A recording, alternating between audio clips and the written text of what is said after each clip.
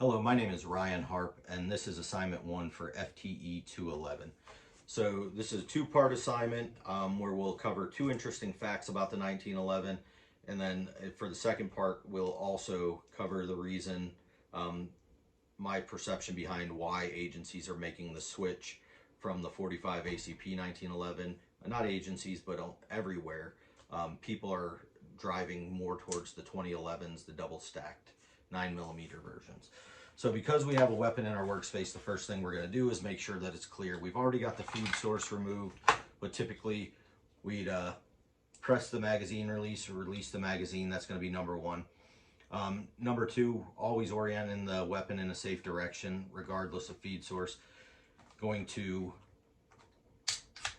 maneuver the slide to the rear, physically and visually inspect the chamber, look away, do it again, make sure we've got no live ammunition, and then we're going to drop the hammer. So in this area, we don't keep any live ammunition. So it's always somewhat safe, but there's no such thing as not checking. So the number one interesting fact that we're going to find about the 1911 comes from an article written by ballistic staff at Ashland Outdoors, and it's about the trigger popularity in the 1911. So over the past 110 years, and then some, the trigger has maintained a high level of popularity because of its crisp, short, and consistent trigger pull. The reason that it's able to maintain this crisp, short, consistent trigger pull is twofold. One, it only interacts with the hammer. It's not interacting with every part of the gun. It doesn't have numerous pieces to it like your standard striker fire pistols do now. Number two is it's a linear trigger pull. Most triggers are hinged and have a pendulum action to them, so they're rotating on a pendulum or a lever type action. The 1911 trigger is straight back and it moves in a linear fashion, allowing for a more consistent trigger pull.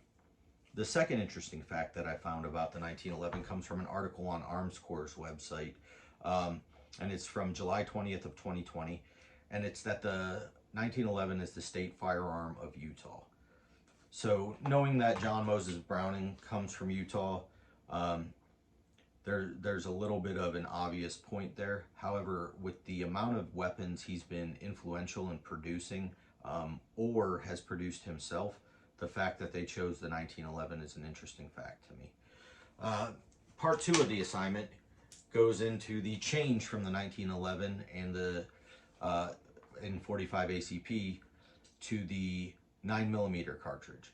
So the biggest reason for the change is going to be capacity. And in my hand, I've got two snap caps. I've got a 45 snap cap and a 9mm snap cap. And I don't know how much of them you could see, but there's a clear size difference.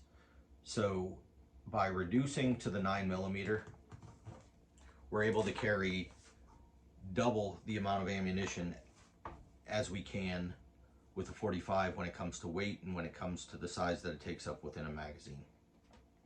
The other reason is the 9mm travels at approximately 400 to 600 feet per second faster than the 45 ACP, which aids and attributes to it having a deeper penetrating power. And with our common Hydra-Shock expandable ammunition, our frangible ammunition, that speed really goes into play with the